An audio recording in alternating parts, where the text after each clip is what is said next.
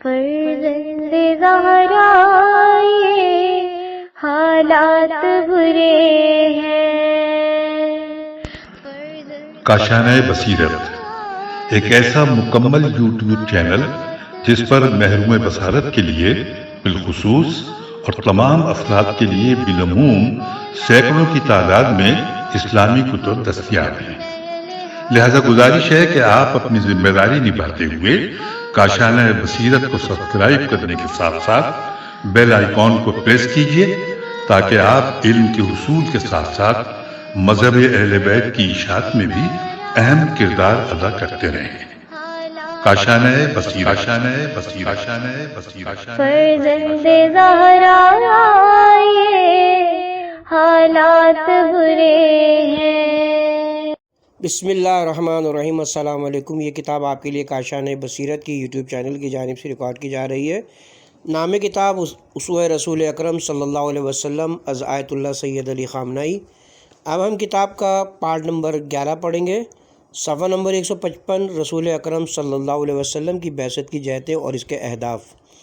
بعثت در حقیقت ایک ایسے پیام آور پرچم کے سربلند ہونے کا دن ہے کہ جس کی خصوصیات بنی نوع انسان کے لیے بے نظیر بھی ہیں اور ممتاز بھی۔ بعثت نے حقیقت میں بھی علم و معرفت کا پرچم بلند کیا۔ بعثت کا آغاز اقرا سے ہوا۔ اقرا باسم ربک الذی خلق، سورہ علق آیت نمبر 1۔ یعنی دعوت حکمت کے ساتھ ہو۔ دعوت اسلامی حقیقت میں پورے عالم اور طول تاریخ میں حکمت کی موتیوں کو پھیلانے کا نام ہے۔ جس طرح بعثت کا مطلب عدل و انصاف کے پرچم کو بلند کرنا ہے، یعنی مومنین، عالم انسانیت اور بندگان الہی کے ہر فرد کے درمیان عدل و انصاف نافذ کرنا۔ بعثت سے مراد اعلیٰ انسانی اقدار اور اخلاقیات کا پرچم ان کی بلندی پر لہرانے کا نام ہے۔ خداوند متعال حضرت رسول اکرم صلی اللہ علیہ وسلم کو مخاطب کرتے ہوئے یوں ارشاد فرماتا ہے، وما ارسلناک الا رحمۃ للعالمین، سورہ انبیاء آیت نمبر 107۔ یعنی جن چیزوں کا بنی نوع بشر محتاج ہے، چاہے وہ کسی بھی وقت جیسے بھی حالات ہو اور جہاں کہیں بھی ہو، ان سب کو اس بعثت کے اندر سمو دیا گیا ہے۔ یعنی علم و معرفت، حکمت و رحمت، عدل و بھائی چارہ اور برابری جیسی بنیادی چیزیں جن سے انسانی زندگی کی سلامتی وابستہ ہے کا تعلق بعثت سے ہے۔ یہاں تک کہ اس کے باوجود کہ اسلام میں جہاد کو فرض قرار دیا گیا ہے۔ جہاد یعنی ظلم و جور کے مقابلے میں ڈٹ جانا ہے۔ البتہ دین مبین اسلام سے بغض و عناد رکھنے والے بعض افراد نے اسلام کو بدنام کرنے کی غرض سے جہاد کو شمشیر بکف ہونے کا نام دیا ہے، لیکن یہی اسلام خود اپنا تعارف اس طرح سے کراتا ہے۔ سورہ انفال آیت نمبر 61۔ یعنی پھر سے ان مواقع اور موارد میں کہ جہاں کے حالات اور شرائط تقاضا کرتے ہوں، صلح و سلامتی اور آشتی کو بہرحال جنگ پر ترجیح دی گئی ہے۔ آج کا انسان اس معرف کا محتاج ہے۔ ہم مسلمانوں سے بھی کوتاہیاں ہوئی ہیں جن کا ہمیں اعتراف کرنا چاہیے۔ ہم مسلمانوں کی سب سے پہلی کوتاہی تو یہ کہ ہم نے اسلام کے حقیقی معرف کو عالمی سطح پر پھیلانے میں سستی کا مظاہرہ کیا ہے۔ دوسری بات یہ کہ دنیا کے سامنے اسلام کے حقیقی نمونوں کو پیش کرنے میں کوتاہی کا مظاہرہ کیا ہے۔ اگر مسلمان اپنے انفرادی و اجتماعی اور سیاسی و حکومتی امور کو اسلام کی ان روشن معارف اور نمونوں کے مطابق چلا لیں تو یہ اسلام کی بہت بڑی تبلیغ ہوگی۔ البتہ اس بات میں بھی کوئی شک نہیں ہے کہ آج عالمی سطح پر جہان اسلام کو طرح طرح کے ہتھ کنڈوں اور گھناؤنے پروپیگنڈوں کا سامنا ہے۔ عید مبعث کے موقع پر مملکت کے اعلیٰ عہدیدار اور مسئولین سے ملاقات میں خطاب، 15 اکتوبر سن 2001۔ ولادت رسول اکرم صلی اللہ علیہ وسلم کے آثار کی واضح نشانیاں۔ ایک ایسے ہی دن اللہ تبارک و تعالیٰ نے اپنے سب سے عظیم ذخیرے کو جو پیغمبر اکرم کی ذات مبارکہ ہے، وجود ظاہری کا لباس پہنا کر دنیا میں بھیجا، اور یہ انسان کی قسمت اور اس کی تقدیر کا رخ معین کرنے کی طرف ایک نیا آغاز تھا۔ پیغمبر اکرم کی ولادت کی نشانیوں کے بارے میں کہا گیا ہے کہ جب حضرت کی ولادت ہوئی تو قصرہ کے محل کے ایوان لرز کر ویران ہو گئے۔ حاضر گشت کا وہ آتش کدہ جو سینکڑوں سالوں سے روشن جل رہا تھا بجھ گیا۔ ساہو کا دریا جو بعض لوگوں کی نظروں میں مقدس سمجھا جاتا تھا خشک ہو گیا، اور وہ بت جو خانہ کعبہ کے اطراف میں لٹکے ہوئے تھے ٹوٹ ٹوٹ کر زمیں بوس ہو گئے۔ یہ تمام نشانیاں کچھ اسرار و رموز کے مکمل نمونے ہیں جو در حقیقت اس عظیم موجود بے نظیر اور بلند مرتبہ شخصیت کو لباس وجود میں لانے کے حوالے سے اللہ تعالیٰ کے ارادے اور اس کی سنت کو ظاہر کرتی ہیں اور اس بات پر دلالت کرتی ہیں کہ اس ہستی کا وجود ظاہری میں قدم رکھتے ہی بشریت کی ذلت، چاہے وہ ذلت خواری اور ظالم و جابر حکمرانوں کی وجہ سے تھی، جیسا کہ اس زمانے میں ایران اور روم کے لوگوں کی حالت تھی، چاہے انسانیت کی یہ تذلیل اللہ تعالیٰ کے علاوہ دوسرے معبودوں کے سامنے جھکنے اور ان کی پرستش کی وجہ سے تھی۔ اس مولود کے ذریعے بشریت کو ان ذلتوں سے نکالنا ہے، جہاں وقت کے ظالم و جابر حکمرانوں کے چنگل سے ہزاروں برسوں سے سسکتی انسانیت کو آزادی دلانا تھی، تو دوسری طرف خرافات اور فرسودہ عقائد اور رسومات کی وجہ سے اپنے سے حقیر چیزوں یا اپنی ہی جیسے دوسرے انسانوں کے سامنے سجدہ ریزی کی ذلت آمیز عادات تھی۔ بشریت کو آزادی دلانی تھی، اس لیے قرآن مجید کی آیت سورہ فتح آیت نمبر 28، یہاں سے زمانے کی کوئی قید نہیں ہے، جو اس بات کا واضح ثبوت ہے کہ بنی نوع انسان اس واقعے میلاد حضرت پیغمبر اکرم صلی اللہ علیہ وآلہ وسلم کے وسیلے سے اپنی سمت اور جہت کو معنوی، اجتماعی اور فکری لحاظ سے آزادی کی طرف موڑ دے، جس کا آغاز ہو چکا ہے۔ اسے آگے بڑھانے کی ذمہ داری ہم انسانوں کے ہاتھ میں ہے، اور یہ عالم خلقت میں اللہ تعالیٰ کی سنت کا ایک اور انداز ہے۔ اگر انسان جد و جہد سے کام لیں اور محنت و مشقت کے ساتھ قدم بڑھائیں تو وہ الہی اہداف جو اللہ تعالیٰ کی طرف سے متعین ہو چکے ہیں تک بہت جلد پہنچ سکتا ہے، لیکن اگر وہ محنت کرنے کے بجائے کمزوری دکھائے گا تو اس راہ میں سالوں سال پڑا رہ جائے گا، جیسا کہ بنی اسرائیل کی سرگردانی کا واقعہ۔ 40 سال صحرا میں سرگرداں، حیران و پریشان رہنے پر مجبور ہو گئے۔ سورہ مائدہ آیت نمبر 26۔ بنی اسرائیل خود اپنے اعمال کی وجہ سے صحرا میں سرگرداں ہونے پر مجبور تھے۔ بنی اسرائیل ان سختیوں اور تلخیوں کا مقابلہ کر سکتے تھے، یہ بھی ممکن تھا کہ وہ اپنی ہمت بروئے کار لا کر کم از کم اس مدت میں کمی کر لیتے، اور یہ بھی ممکن تھا کہ زیادہ کمزوری اور بے حسی دکھا کر اس مدت کو اور بھی طویل کر سکتے تھے۔ ہماری قسمت اور تقدیر بھی اسی طرح ہے۔ مسلمانوں کے لیے بشریت کی آفرینش کی سمت، رغبت اور انبیاء کرام علیہم السلام کی آمد اور خداوند کی طرف سے آسمانی کتابوں کے نزول کا فلسفہ واضح طور پر بیان بھی ہوا ہے اور اس کی سمت معین بھی ہو چکی ہے۔ یہ خود انسان ہے کہ جو اپنی کارکردگی کی بنیاد پر اس مدت کو کم سے کم بھی کر سکتا ہے۔ انسان کے لیے امکانات فراہم ہیں کہ وہ جلد یا بدیر اپنے آپ کو منزل مقصود تک پہنچانے کا کام انجام دے سکتا ہے۔ ولادت حضرت رسول اکرم صلی اللہ علیہ وسلم اور امام جعفر صادق علیہ السلام پر مملکت کے اعلیٰ عہدیداروں اور مسئولین سے ملاقات 30 مئی 2002۔ عصر حاضر اور قبل از اسلام کی جاہلیت کا تقابلی جائزہ۔ حضور اکرم صلی اللہ علیہ وسلم کی بعثت بشریت کے لیے ایک نئے باب کی حیثیت رکھتی ہے۔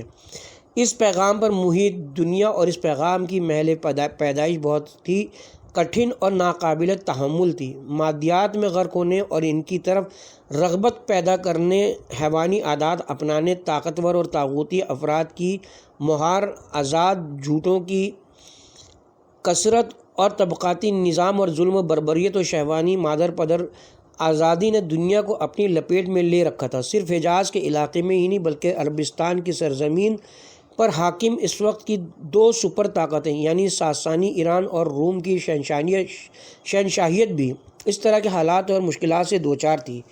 ظہور اسلام کے وقت جس جاہلیت نے لوگوں کی زندگی اجیرن بنا رکھی تھی وہ چار سو پھیلی ہوئی تھی۔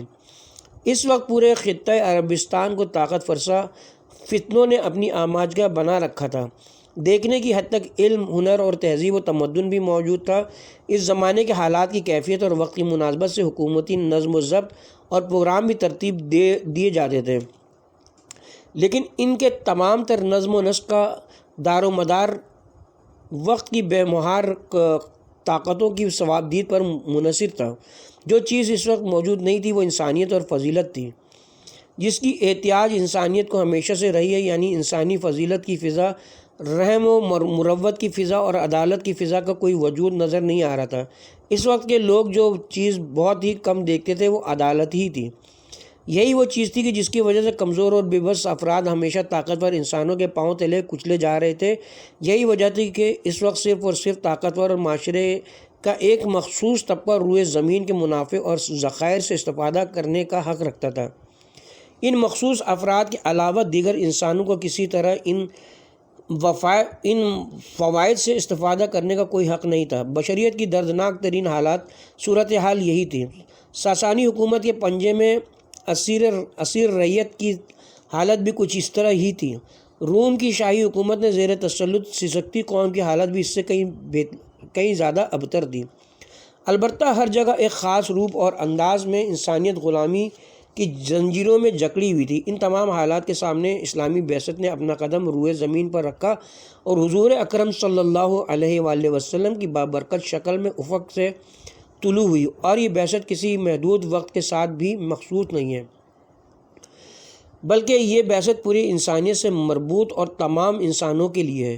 یہ حضور اکرم صلی اللہ علیہ وسلم کی ذات والا صفات تھی کہ آپ نے ان تمام تر مشکل سختیوں کا ڈٹ کر مقابلہ کیا اور انہیں تہس نہس کر دیا۔ سورہ تکویر آیت نمبر 27 میں دیکھیے، یہ حضرت صلی اللہ علیہ وسلم ہی کا عظیم کارنامہ تھا کہ آپ نے شب و روز محنت و مشقت کر کے ان تمام بے انصافیوں اور مظالم میں ایسی گہری دراڑیں ڈال دیں کہ ان میں سے بعض چیزیں تو ہمیشہ کے لیے دم توڑ گئیں اور بعض دیگر حالات میں سرنگوں ہونے کے قریب پہنچ گئیں۔ حضرت رسول اکرم صلی اللہ علیہ وسلم کو سخت ترین مراحل اور دشوار ترین راہوں کو طے کرنا تھا۔ جب برائیاں اور فسق و فجور اپنی پوری طاقت سے لیس اور شمشیر بکف اور ارادہ اور سیاست کے ساتھ ہوں تو بشریت کے لیے انتہائی خطرناک ثابت ہو سکتی ہیں۔ آج 21ویں صدی کی انسانیت اپنے تمام تر دعووں کے باوجود اپنی چند کمزوریوں کی وجہ سے ایک بار پھر اس جانب حرکت میں ہے، جہاں وقت کی چند طاقتیں اپنی زور آزمائی طاقت اور طرح طرح کے اصلاحات کے بلبوتے پر بے مہار اور کھلا اپنا اس نام نہاد حق جتلا رہی ہیں کہ جس کا کوئی وجود ہی نہیں۔ یہ وہی حالات ہیں جو صدر اسلام کی جاہلیت میں موجود تھے۔ جب حضور کی بعثت ہوئی تو پیغمبر اکرم صلی اللہ علیہ وسلم ان تمام طرح کے حالات کے سامنے ڈٹ کر کھڑے ہو گئے۔ آپ نے یہ نہیں فرمایا کہ یہ حقائق ہیں جن کے سامنا کیا کیا جا سکتا، جیسا کہ بعض لوگ اس طرح کی باتیں کر کے اپنی جان چھڑانا چاہتے ہیں، کہتے ہیں کہ یہ تو ایک حقیقت ہے، ہم کیا کر سکتے ہیں۔ وہ واقعیت اور حقیقت جس کے سامنے سر تسلیم خم ہونا چاہیے وہ یہ نہیں ہے۔ فطری حقائق، ناقابل علاج حقائق اور وہ حقائق جو بنی نوع انسان پر مسلط نہیں کر دیے گئے، یہ ایسی حقیقتیں ہیں کہ جن کے سامنے انسان سر تسلیم خم کر کے ان کے ساتھ دے سکتا ہے، لیکن وہ واقعات اور حقائق جو خود انسانوں ہی میں سے ایک طبقے نے اپنی قدرت اور زور آزمائی کے بل بوتے پر اپنی ہی طرح کے بعض دیگر انسانوں کو یرغمال بنایا ہوا ہو تو ان واقعات کا ڈٹ کر مقابلہ کیا جانا چاہیے۔ لہٰذا یہ کوئی منطقی اور عقلی بات نہیں کہ آج ہم عالمی استکبار کے سامنے یہ کہہ کر خاموش تماشائی بنے رہیں کہ یہ ایک ایسی اٹل حقیقت اور واقعیت ہے جو ہمارے اوپر مسلط کر دی گئی ہے اور اس کا ہم مقابلہ نہیں کر سکتے۔ اس طرح کے واقعات کے سامنے عظیم ہستیاں، ادیان الہی اور بلند و اعلیٰ افکار رکھنے والے صاحبان علم و دانش کبھی بھی نہیں جھکتے، بلکہ ہمیشہ ان کے خلاف علم بغاوت بلند کر کے استقامت کے ساتھ مقابلہ کرنے کو ہی ترجیح دیتے تاکہ ایسے جعلی حقائق تبدیل کیے جا سکیں اور یہ تبدیل ہو بھی جاتے ہیں۔ یہی بعثت کی حقیقت بھی ہے۔ جس وقت سرزمین مکہ کی فضاؤں میں قولوا لا الہ الا اللہ تفلحوا کی صدا بلند ہوئی، اس وقت اگر کوئی انصاف پسند تھا تو بھی وہ اپنے آپ کو یہ احتمال دینے کی جرت نہیں کر سکتا تھا کہ ایک نہ ایک دن یہ پیغام کامیابی سے ہمکنار ہو جائے گا، کیونکہ ایسی باتوں کی کوئی گنجائش ہی نہیں تھی۔ اتنے سارے بت جو خانہ کعبہ کی دیواروں پر اپنی آب و تاب کا پیغام دے رہے تھے، اور پھر ان بتوں کی نگہبانی اور حمایت و مدد کے لیے جاہلیت کے گہرے تعصبات، مکہ کے اشرافیہ خاندان اور مضبوط طاقتیں کھڑی تھیں۔ کلمہ توحید یعنی لا الہ الا اللہ ان تمام چیزوں سے ٹکراتا تھا۔ دوسری طرف ان طاقتوروں اور قدرت مندوں کی حمایت اور مدد کے لیے اس وقت کی سپر طاقتیں یعنی ایران کی ساسانیوں اور روم کی شہنشاہی حکومتیں ساتھ ساتھ کھڑی تھیں۔ اس طرح کے ماحول اور فضا میں کیا کوئی یہ کہنے کی جرت کر سکتا تھا کہ یہ پیغام قابل عمل اور اس کے نفاذ کے لیے کام کیا جا سکتا ہے؟ کمزور انسان اسی مقام سے محاذ چھوڑنے اور اپنے ہدف سے پیچھے ہٹنے کا سوچتے ہیں، لیکن حضور اکرم کی ذمہ داری، رسالت اور ان کی بعثت آپ کو ہمیشہ آگے بڑھنے پر ابھارتی رہی۔ بعثت یعنی ابھارنا، لہٰذا یہ بعثت وجود میں آئی اور پہلے مرحلے میں سرزمین مکہ و حجاز کی فضا اور وہاں کے ماحول کو اور پھر وہاں سے پوری کائنات کو اس وقت کے تہذیب و تمدن سمیت صرف 23 سال کے مختصر عرصے میں اپنی لپیٹ میں لیا اور ایک عظیم انقلاب برپا کیا۔ ظہور اسلام اور بعثت پیغمبر اکرم صلی اللہ علیہ وسلم کے بعد نصف صدی بھی نہیں گزری تھی کہ اس وقت کی دنیا کے آدھے سے بھی زیادہ حصہ اسلام سے متاثر ہوئے نہ رہ سکا۔ آپ یہ خیال نہ کریں کہ اس وقت کی شہنشاہی حکومتیں علم و عقل اور دفاعی نظام سے لیس نہیں تھیں اور انہیں کسی قسم کا غرور اور تکبر نہ تھا۔ یقیناً وہ اپنی قدرت اور طاقت کے نشے میں بدمست تھیں، لیکن واضح اور صریح ایمان، عقل اور قوی منطق کے ساتھ کسی باہمت مخلص اور مجاہد شخص کی زبان سے کوئی بات نکلتی ہے تو پھر یہ ساری رکاوٹیں دور ہو جاتی ہیں۔ آج بھی ایسا ہی ہے۔ اسلام پر ایمان ایک ایسا ایمان ہے کہ جس کی بنیاد منطق اور استدلال پر مبنی ہے، لہٰذا یہ بنی نوع انسان کے لیے خیر و سعادت کا باعث ہے۔ مبعث رسول اکرم صلی اللہ علیہ وسلم کے موقع پر اسلامی جمہوریہ کے اعلیٰ عہدیداروں سے خطاب، 5 اکتوبر سن 2002۔ اسلامی بیداری در حقیقت مسلمانوں کا آپ کی حقیقی تعلیمات کی طرف واپسی ہے۔ یہ ولادت تاریخ انسانیت کے لیے رحمت الہی کے ظہور سے عبارت ہے۔ قرآن مجید میں پیغمبر اسلام کے وجود کو رحمت للعالمین کہا گیا ہے۔ یہ رحمت محدود بھی نہیں ہے، اس میں تعلیم و تربیت، تزکیہ نفس، صراط مستقیم کی جانب انسانوں کی ہدایت و رہنمائی، زندگی کے مادی و معنوی میدانوں میں بشر کی ترقی، سب کچھ شامل ہے اور یہ اس زمانے کے لوگوں سے ہی مخصوص نہیں ہے، اس کا تعلق پوری تاریخ سے ہے۔ اس ہدف و منزل تک رسائی کا ذریعہ اسلامی تعلیمات و قوانین پر عمل درآمد ہے جنہیں انسانوں کے لیے مقرر کر دیا گیا۔ سورہ جمعہ آیت نمبر 3۔ عظیم امت مسلمہ کو تاریخ کے نشیب و فراز میں متعدد چیلنجوں اور انحرافات کا سامنا کرنا پڑا ہے۔ ہم نے اپنے آپ کو اسلام سے دور کر کے ایسی چیزوں میں مشغول کر دیا ہے جن سے اسلام نے ہمیں سختی سے روکا تھا۔ اس طویل تاریخ کے دوران ہم داخلی جنگوں میں مشغول رہے ہیں، طاغوتی طاقتوں کے اعلی کار بنے رہے ہیں۔ نتیجہ یہ نکلا کہ عظیم امت مسلمہ ابتدائی صدیوں کے بعد کے طولانی دور میں خود کو اس حد و منزل تک نہ پہنچا سکی جس کا تعین اسلام اور پیغمبر اسلام صلی اللہ علیہ وسلم نے کیا تھا۔ حالانکہ اللہ تعالیٰ کا لطف یہ رہا کہ اس نے اسلامی ممالک میں مادی دولت و ثروت کے ذخیرے قرار دیے جو ہماری ترقی و پیش رفت کا وسیلہ بن سکتے تھے، لیکن علم و صنعت اور ترقی کے دیگر میدانوں میں ہم پسماندگی کا شکار رہے۔ اسلام نے ہمارا مقدر ایسا نہیں بنایا تھا، بلکہ یہ وہ انجام تھا جو ہماری بدعمالیوں، غفلتوں اور طرز عمل سے سامنے آیا ہے، اور جو بھی برائی پہنچی ہے وہ خود تمہاری طرف سے ہے۔ سورہ نساء آیت نمبر 79۔ یعنی یہ ہم ہی تھے کہ جنہوں نے زمانے میں اپنی غفلتوں کے سبب اپنے آپ کو اس حالت تک پہنچایا ہے۔ آج دنیا اسلام کے حالات بدل چکے ہیں۔ پورے عالم اسلام میں اسلامی بیداری کی فضا کو واضح طور پر محسوس کیا جا رہا ہے۔ عالم اسلام کے طول و عرض میں عظیم تحریکوں اور گہما گہمی کا ماحول دیکھنے میں آ رہا ہے۔ اسلامی اصولوں اور تعلیمات کی طرف لوگوں کی رغبت جو عزت اور ترقی کی ضامن بھی ہے میں اضافہ ہو رہا ہے۔ عالم اسلام کے علماء، دانشوروں اور ارباب سیاست کو چاہیے کہ اس عمل کو تقویت پہنچائیں۔ وہ شخص غلطی پر ہے جو نوجوانوں میں اٹھنے والی اسلامی بیداری کی اس لہر کو اسلامی حکومتوں کے لیے خطرہ سمجھتا ہے۔ ایسا نہیں ہے، بلکہ اسلامی بیداری کی برکت سے مسلم حکومتیں اپنا وہ وقار بحال کر سکتی ہیں جو سامراجی طاقتوں نے ان سے چھین لیا ہے۔ اس کا ایک نمونہ خود ہمارا اپنا ملک، ہمارا انقلاب اور ہمارے امام ہیں۔ ہم صدیوں ظلم و استبداد کی چکی میں پیستے رہے ہیں اور گزشتہ 2 صدیوں میں اغیار کے تسلط کا نشانہ بھی بنے رہے۔ اچانک ہم ہوش میں آ گئے اور ہمارے بزرگوار امام خمینی نے ہمارے وقار کو بحال کر دیا۔ برطانیہ، روس اور امریکہ نے بالترتیب اس ملک پر حقیقی معنی میں حکمرانی کی ہے۔ اگرچہ بظاہر وہ اس ملک کے سربراہ نہیں تھے، لیکن ہر کام اور ہر چیز کا اختیار انہی کے پاس تھا۔ ہمارے لوگ اپنے حقوق، ذخائر، عزت و وقار اور دین کی حقیقی لذت سے محروم تھے۔ ہمارے عظیم امام خمینی نے اسلام کی جانب واپسی اور اسلام سے تمسک کے نعرے کے ساتھ طویل المیعاد استبداد اور سامراج کے چنگل سے ملک کو نکالا اور ہمیں عزت بخشی اور عوام کو اپنی اسلامی شناخت کا احساس میسر آیا۔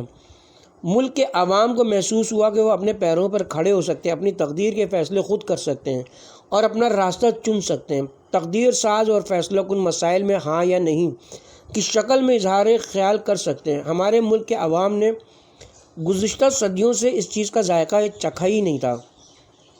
انہیں یہ موقع اسلام نے عطا کیا ہے۔ دنیا کے جس خطے میں بھی اسلامی بیداری کو تقویت ملے گی اور جہاں کہیں بھی اس کی جڑیں مضبوط ہوں گی اور وہاں کے عوام اور نوجوان خود کو اسلام سے قریب محسوس کرنے لگیں گے، شناخت کے احیا اور وقار کی بحالی کا یہی منظر وہاں نظر آئے گا۔ 17 ربیع الاول کی مناسبت سے مملکت کے اعلیٰ عہدیداروں اور مسئولین سے ملاقات میں خطاب 19 مئی سن 2003۔ مبعوث کی یاد منانے کا مقصد در حقیقت بعثت کے عظیم تعلیمات کو دہرانا ہے۔ مبعوث کی یاد منانے کا مقصد صرف ایک عظیم تاریخی واقعے کی یاد منانے سے کہیں زیادہ اس واقعے سے متعلق تعلیمات کو دہرانا ہے، جن کی آج پوری بشریت بالخصوص اسلامی معاشرے کو اشد ضرورت ہے۔ آج بشریت عالمی استکباری طاقتوں کے مظالم، ان کے امتیازی سلوک، لڑائی جھگڑوں اور ایک مخصوص طبقے کا لوگوں کی زندگیوں پر مسلط ہونے جیسی چیزوں سے تنگ آ چکی ہے۔ آج بشریت کی زندگی کچھ ایسے انسان نما لوگوں کے ہاتھوں اسیر ہو چکی ہے کہ جن سے معنویت کی بو تک نہیں آتی۔ ان کے وجود پر ہوس اور نفسانی خواہشات کی حکومت ہے، لہٰذا بشریت کو پہلے سے کہیں زیادہ آج بعثت کے پیغام کی ضرورت ہے۔ رسول اکرم صلی اللہ علیہ وسلم کی بعثت در حقیقت انسانوں کو روش زندگی کے طور پر توحید کو اپنانے کی دعوت ہے۔ نبی اکرم صلی اللہ علیہ وسلم کی بعثت پہلے درجے میں دعوت توحید سے عبارت تھی۔ توحید صرف ایک فکری اور فلسفی نظریے ہی کا نام نہیں ہے، بلکہ انسانوں کے لیے ایک روشن زندگی ہے۔ توحید در حقیقت اللہ تعالیٰ کی ذات کو اپنی زندگی پر حاکم قرار دینا اور مختلف طاقتوں کے چنگل سے انسانی زندگی کو رہائی دلانا ہے۔ لا الہ الا اللہ، جو نبی اکرم صلی اللہ علیہ وسلم اور دیگر تمام انبیاء الہی کا بنیادی پیغام بھی ہے، اس کا مطلب یہ کہ انسانوں کی زندگی، ان کے راستے اور زندگی گزارنے کے طریقے کے انتخاب میں استکباری اور شیطانی طاقتوں کو عمل دخل نہیں ہونا چاہیے، یعنی وہ اپنی نفسانی خواہشات اور مرضی کے مطابق انسانی زندگی پر حکمرانی کی کوشش نہ کریں۔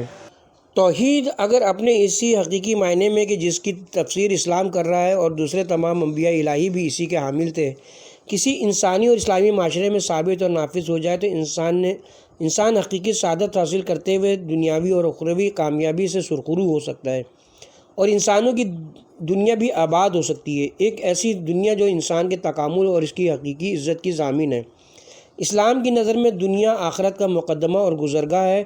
اسلام دنیا کی نفی نہیں کرتا اور نہ ہی دنیاوی نعمتوں سے لطف اندوز ہونے کا مخالف ہے، بلکہ یہ انسان کو اپنی تمام صلاحیتوں اور جائز خواہشات کے ساتھ زندگی گزارنے کی دعوت دیتا ہے، لیکن ضروری ہے کہ یہ تمام چیزیں انسان کی معنوی اور روحانی ترقی کا ذریعہ بن جائیں، تاکہ انسان دنیاوی زندگی سے لطف اندوز ہونے کے ساتھ ساتھ ایک ایسی دنیا وجود میں لائے جہاں ظلم، جور، جہالت اور درندگی نہ ہو۔ یہ ایک مشکل کام ہے جس کے لیے انتہائی جدوجہد کی ضرورت ہے۔ پیغمبر اکرم صلی اللہ علیہ وسلم نے پہلے ہی دن سے اس جہاد کا آغاز کیا تھا۔ بعثت در حقیقت بشریت کے لیے لازمی تمام کمالات کی دعوت کا نام ہے۔ پیغمبر اکرم نے جن چیزوں کی طرف دعوت دی ہے، یہ وہی چیزیں جن کی ہر دور میں انسانیت کو ضرورت رہی ہے۔ پیغمبر اکرم صلی اللہ علیہ وسلم نے لوگوں کو علم کی دعوت دی، جیسا کہ قرآن مجید کی سب سے پہلے نازل ہونے والی آیتوں میں علم کی عظمت کو بیان کیا گیا ہے۔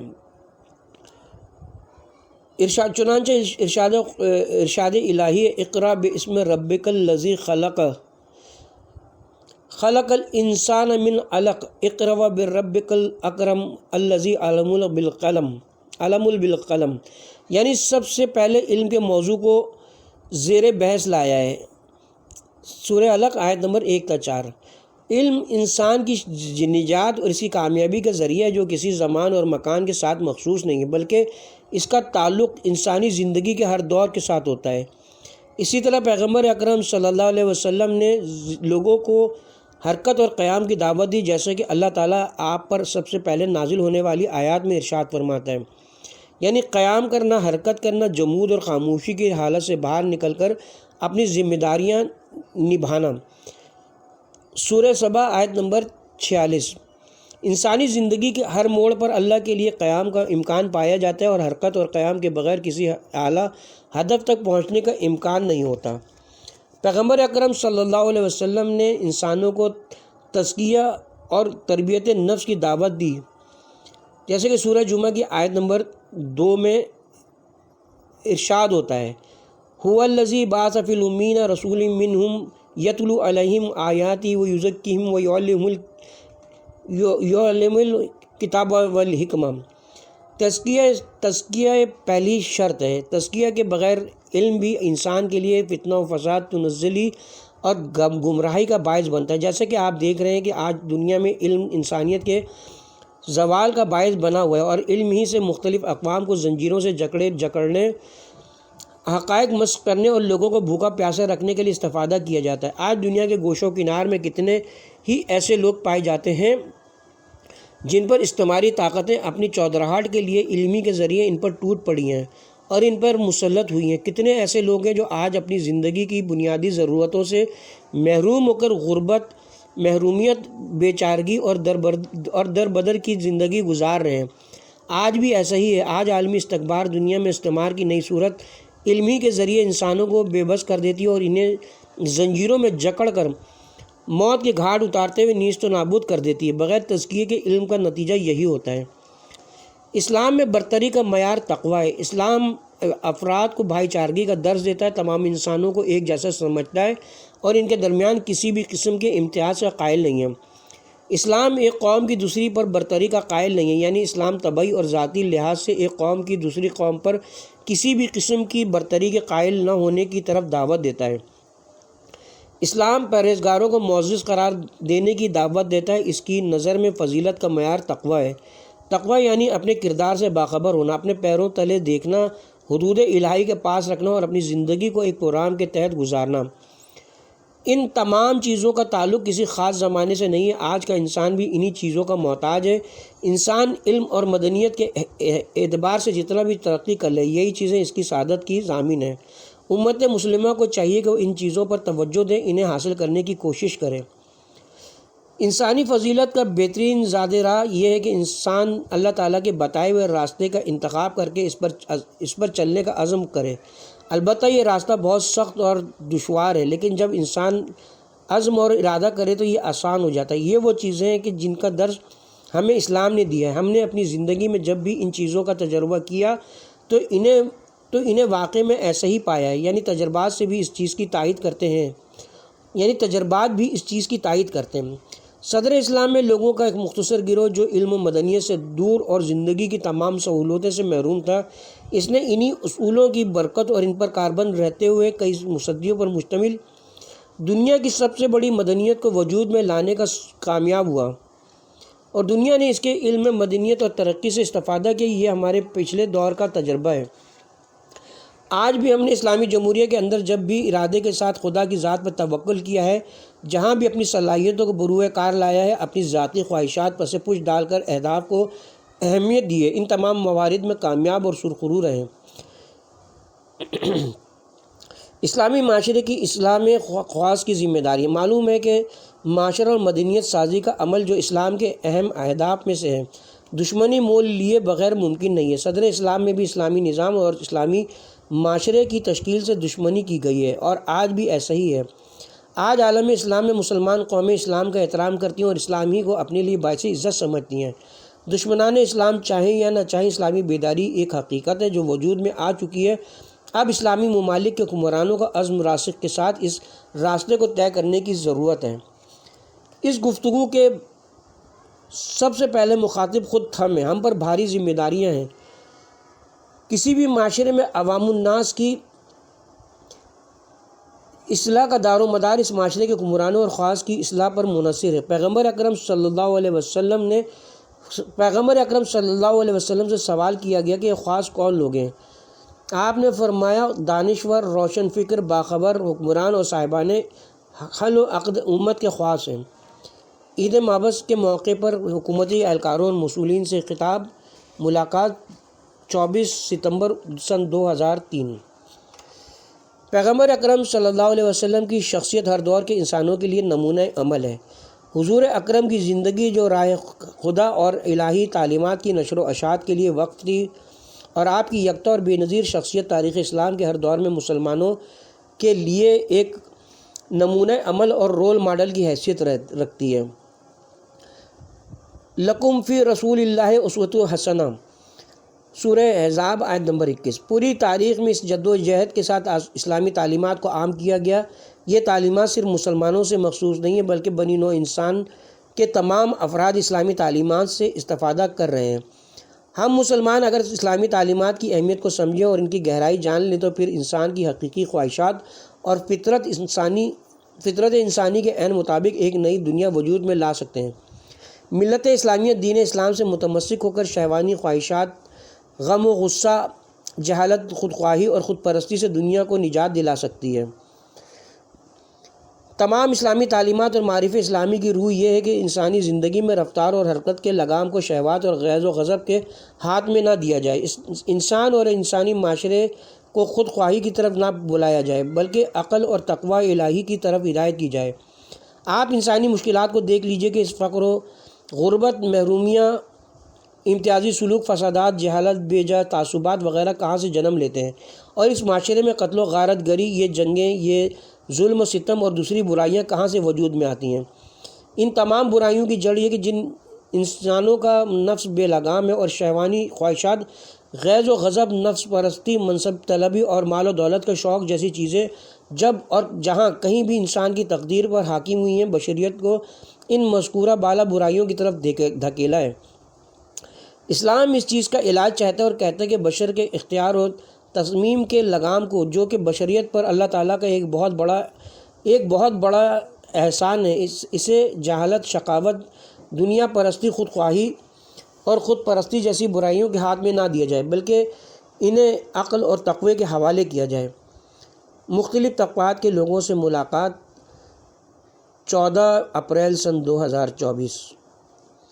اس کے ساتھ ہی اب یہاں پہ ہم کتاب کے مختلف طبقات کے لوگوں سے ملاقات 14 اپریل سن 2004، معذرت کے ساتھ اس کی تاریخ، جو تقریر کی تاریخ ہے 14 اپریل 2004۔ اس کے ساتھ ہی اب ہم یہاں پہ کتاب کے پارٹ نمبر 11 کا اختتام کرتے ہیں۔